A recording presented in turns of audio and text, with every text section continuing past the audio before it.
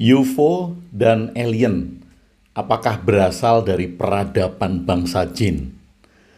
Saya akan bahas satu topik yang menarik yang berkaitan dengan UFO, berkaitan dengan alien, dan juga berkaitan dengan apakah itu yang dimaksud dengan peradaban bangsa jin.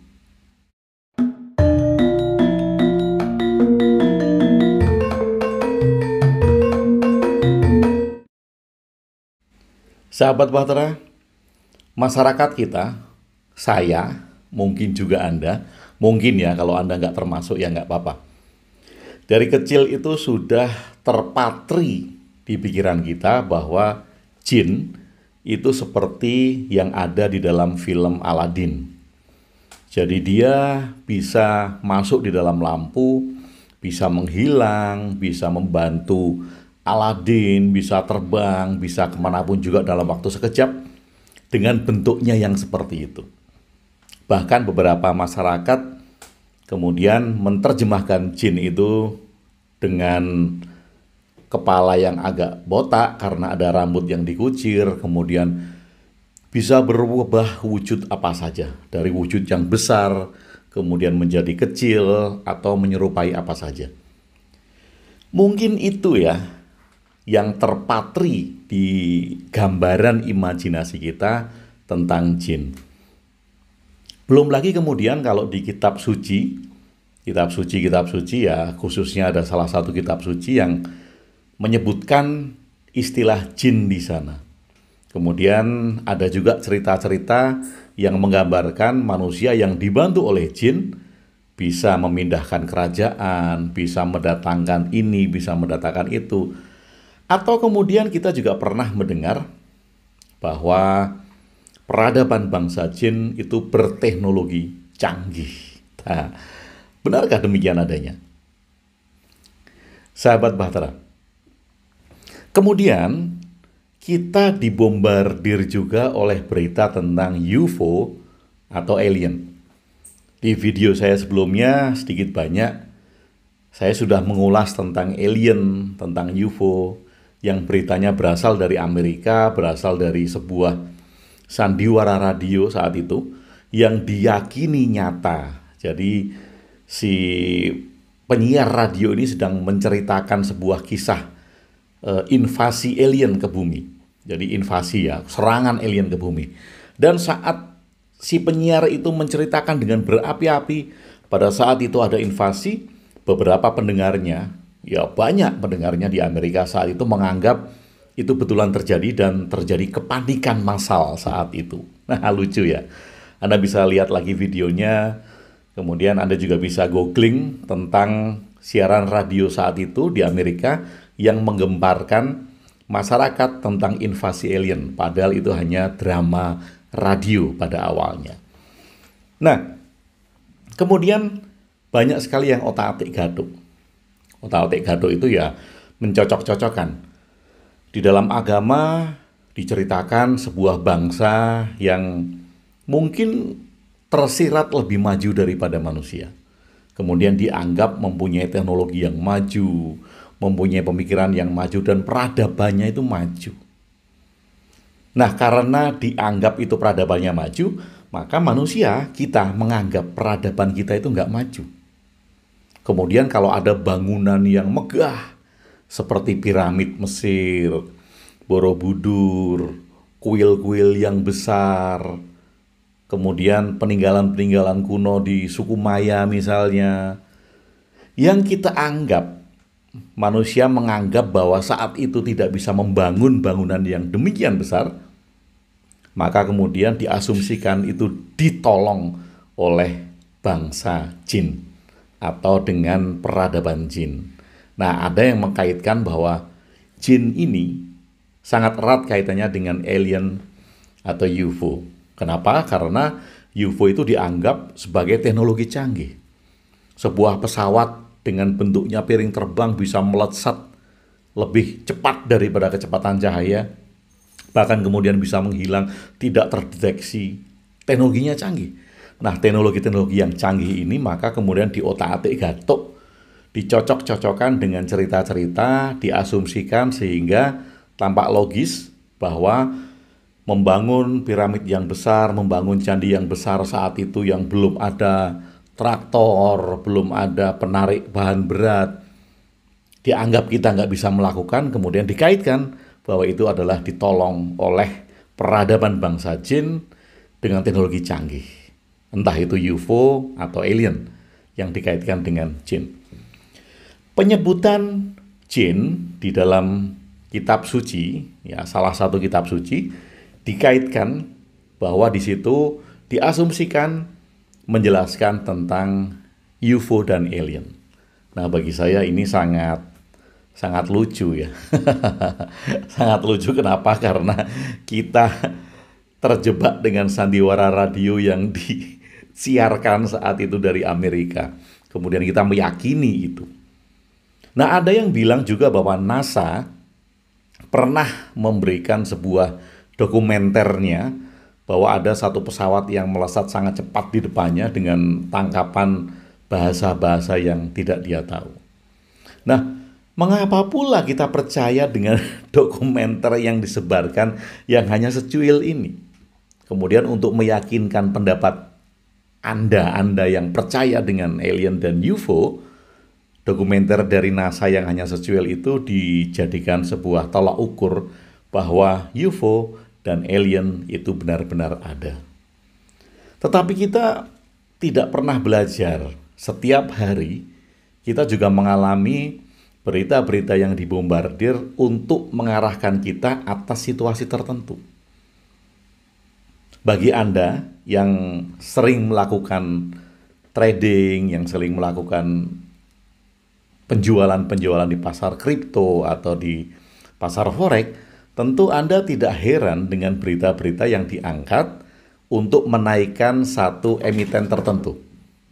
Nah, ini juga sama sebetulnya. Ketika ada berita yang disebarkan hanya untuk menaikkan satu kasus atau sebuah situasi politik dan berkaitan dengan berita itu, entah itu dukungan, entah itu fear, ketakutan, entah itu berita yang diarahkan untuk nanti akan ada peristiwa yang datang, dan itu bisa saja. Karena teknik komunikasi di media massa sangat memungkinkan untuk membuat hal tersebut. Sahabat Bahtera, sekarang kita akan melihat dengan pandangan yang jernih. Saya akan mengesampingkan hal-hal yang berbau agama. Saya akan mengesampingkan hal-hal yang diceritakan di kitab suci yang harus ditafsirkan ulang. Kenapa? Karena kita memang harus mentafsirkan ulang kalimat-kalimat metaforis, kalimat-kalimat sastra yang dengan gaya bercerita yang sangat tinggi sekali. Kita harus menerjemahkan ulang. Kalau tidak, kita hanya terjebak. Kemudian meyakini bahwa bangsa jin itu adalah makhluk yang tidak tampak di luar manusia, yang menguasai peradaban lebih maju dari manusia. Kalau kita meyakini itu, maka kita merendahkan diri kita sendiri. Kita nggak ada harganya. Kita kemudian dibandingkan dengan jin, kita kalah jauh. Kita itu tidak mempunyai kecerdasan seperti bangsa jin. Kita tidak mempunyai kemajuan seperti bangsa jin. Kita kalah jauh. Kalau kemudian kita merendahkan diri kita sendiri dan kalah oleh cerita-cerita bahwa jin itu peradabannya lebih maju dari kita, dari manusia, maka kita terjebak dengan imajinasi-imajinasi konyol seperti itu. Dan kita nggak maju karena kita tidak belajar. Cerita-cerita zaman dulu yang dibuat seperti Aladin, ini kan karena sudah cerita kuno. Dan di Indonesia juga muncul cerita-cerita serupa, di mana seseorang dibantu oleh lelembut, kalau di Jawa ya, oleh lelembut, makhluk halus ya, lembut itu halus, oleh lelembut yang kemudian bisa mewujudkan apa saja keinginannya. Nah, itu sama dengan bangsa jin. Kalau kemudian kita tidak melakukan reinviting dari culture itu, kita tidak menemukan makna yang tepat untuk perkembangan kita. Dan sekali lagi kita kemudian hanya menganggap bahwa bangsa jin itu, peradaban jin yang kita anggap sangat maju teknologinya, merupakan makhluk halus di luar manusia. Kemudian banyak orang ke hutan, ke tempat sepi, ke peninggalan-peninggalan kuno ya, entah itu ke candi, entah itu kemudian ke piramid sendiri. Ada orang yang ke piramid itu hanya untuk berhubungan dengan jin. Ada orang yang ke tempat-tempat sepi, pohon-pohon besar, candi-candi kuno, itu hanya untuk berkomunikasi dengan jin. Ini ironis. Kenapa? Karena kita nggak maju-maju. Nah, bagi saya, sebetulnya cerita Aladin itu sudah memberikan sebuah rahasia besar. Siapa jin tersebut? Dan bagaimana caranya kita bekerja sama atau memanfaatkan jin itu. Jadi bukan kita yang dimanfaatkan oleh jin, tetapi kita bisa memanfaatkan jin. Mari kita lihat cerita dari Aladin dan rahasia dari Aladin tersebut. Oke. Aladin menemukan sebuah lampu ajaib. Ketika digosok, kemudian jinnya keluar. Saat jinnya keluar, jinnya berjanji akan mengabdi kepada Aladin dan mengabulkan semua permintaan Aladin. Asik kan ini? Tetapi kalau Anda menganggap ini nyata dan mencari jin yang seperti itu konyol. Karena sekali lagi ini cerita metafora yang sebetulnya bisa kita implementasikan untuk mewujudkan keinginan-keinginan. Saya garis bawahi, mewujudkan keinginan-keinginan. Ini cerita lampu Aladin ya, mewujudkan keinginan. Tapi saya tidak menyarankan untuk mewujudkan keinginan. Kenapa? Nanti timbulnya keserakahan. Yang kita jalani adalah memenuhi kebutuhan. Tetapi karena saya sedang cerita lampu Aladin dan jin itu memenuhi keinginannya Aladin, saya pakai frasa kalimat memenuhi keinginan manusia. Oke. Jin di dalam lampu Aladin ini setelah digosok dia keluar dan berjanji mengabdi kepada Aladin. Memenuhi segala keinginan Aladin. Apapun yang Aladin inginkan dipenuhi oleh jin. Mengapa bisa? Mengapa bisa? Ini kan yang penting. Mengapa Aladin bisa menundukkan jin dan mengapa jin bisa tunduk kepada Aladin? Rahasianya adalah karena Aladin membebaskan jin dari kutukan. Karena Aladin membebaskan jin dari perbudakan di dalam lampu itu. Betul kan? Jin bebas. Ketika jin merdeka, jin bebas, dan melihat bahwa yang membebaskannya adalah seorang tuan yang bernama Aladin, maka dia berjanji kepada Aladin, aku akan mengabdi padamu. Segala keinginanmu akan aku kabulkan. Nah, ini kunci besar loh, membebaskan jin. Ini kunci besar. Oke, saya mundur sejenak. Kalau jin itu dianggap dia berperadaban tinggi, berperadaban maju, bisa menciptakan apa saja. Coba Anda teliti baik-baik. Itu simbol apa sih sebetulnya? Kalau Anda coba buka Wikipedia, kemudian Anda cari asal kata jin itu apa. Dalam bahasa Arab, jin itu berarti ia yang tersembunyi. Artinya tidak tampak, ia yang tersembunyi. Oke. Siapakah dia, ia yang tersembunyi, yang mempunyai peradaban maju, yang bisa menciptakan keinginan-keinginan manusia, yang bisa mengabulkan keinginan-keinginan manusia. Siapa dia? Siapa dia yang tersembunyi, yang ketika dia dibebaskan bisa memenuhi kebutuhan-kebutuhan manusia? Siapa dia?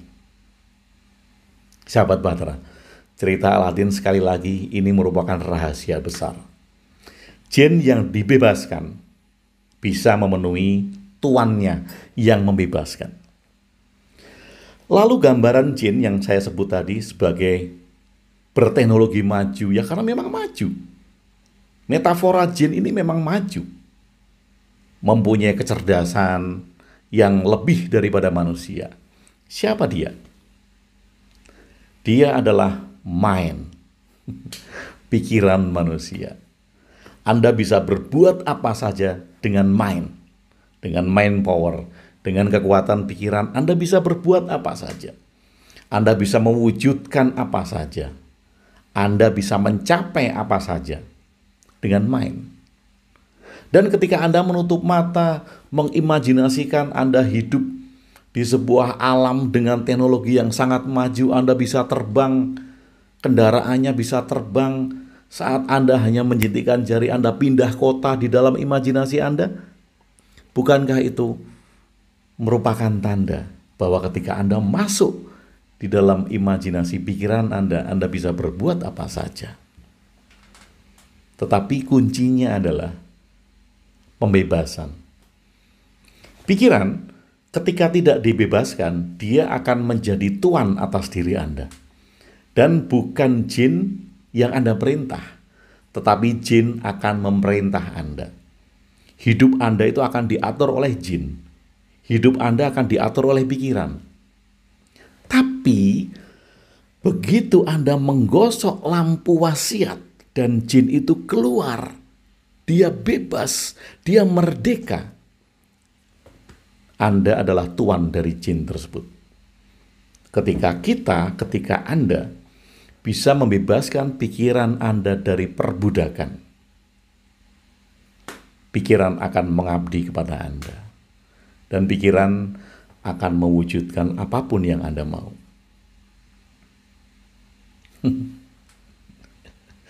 Gambaran-gambaran tentang jin yang berteknologi tinggi, berperadaban maju, sekali lagi kalau itu Anda anggap sebagai satu sosok makhluk yang sebenarnya Anda tidak akan menemukan apapun juga di dalam hidup. Bahkan kemudian ketika jin dicari sampai ke ujung dunia, ya Anda nggak akan ketemu. Tapi ketika Anda membuka misteri-misteri itu, Anda akan ketemu dengan jin. Anda akan tahu cara kerja jin. Anda akan tahu jin itu siapa. Dan Anda akan tahu bagaimana cara bekerja sama dengan jin. Lalu, bagaimana cara Aladin membebaskan jin? Bagaimana cara Aladin dengan menggosok-gosok lampu wasiat? Apa sih metafora dari menggosok-gosok lampu wasiat? Apakah Aladin itu memang bermaksud untuk menggosok-gosok? Enggak kan? Anda lihat lagi filmnya. Apakah Aladin memang sudah tahu dan menggosok-gosok lampu agar jin keluar? Tidak kan? Aladin menemukan lampu itu dalam keadaan kotor di sebuah gua. Kotor, berdebu. Kemudian apa yang dilakukan Aladin? Dia ingin membersihkan lampu itu. Jadi bukan sekedar dia tahu kemudian dia menggosok supaya jin keluar. Oh, dia nggak tahu kok ada jin di dalam lampu. Tetapi karena dia melihat lampu itu kotor, berdebu, maka kemudian Aladin menggosok lampu tersebut. Apa artinya? Aladin berusaha untuk membersihkan lampu wasiat. Sehingga secara tidak sadar jin bebas, merdeka. Jadi bagaimana cara Anda menggosok lampu ajaib di dalam tubuh Anda sehingga main Anda bebas dan Anda menjadi tuan atas pikiran Anda, bukan pikiran yang menjadi tuan atas diri Anda. Kalau kita belajar dari Aladin tadi yang menemukan lampu kotor berdebu dan kemudian dibersihkan, langkah itu adalah cleansing. Saya memakai bahasa katarsis. Itulah jalannya. Anda akan bersahabat dengan jin, dengan main, dan Anda tidak akan diatur oleh jin, oleh main. Bahkan Anda bisa mengatur, memerintah main untuk apa saja. Tetapi dengan catatan Anda membersihkan lampu wasiat tersebut. Kalau tidak, jin yang akan mengatur Anda, main yang akan mengatur Anda, dan keserakahan akan menyelimuti diri Anda ketika lampu wasiat tidak Anda bersihkan. Sahabat Batra, jadi apakah Anda masih percaya bahwa UFO alien itu berasal dari bangsa jin yang dikenal sebagai makhluk tersembunyi di luar manusia yang sampai sekarang masih dicari-cari? Boleh-boleh saja Anda percaya itu, dan sepanjang hidup Anda, Anda tidak akan menemukan apa-apa. Anda nggak akan menemukan UFO, Anda nggak akan menemukan alien, dan Anda nggak akan menemukan jin. Yang Anda temukan hanya cerita-cerita konyol yang menjebak Anda di dalam alam imajinasi Anda. Tetapi bila kita mau menguak apa yang menjadi rahasia dari cerita-cerita tersebut, kita akan menemukan makna. Makna bagaimana kita berkomunikasi dengan jin, makna bagaimana cara kita bekerja sama dengan jin, dan makna bagaimana cara kita memerintah jin tersebut. Sekali lagi, kuncinya membersihkan lampu Aladin dari debu. Semoga bermanfaat. Terima kasih sudah bersama saya, Agung WB. Salam cinta dan bahagia.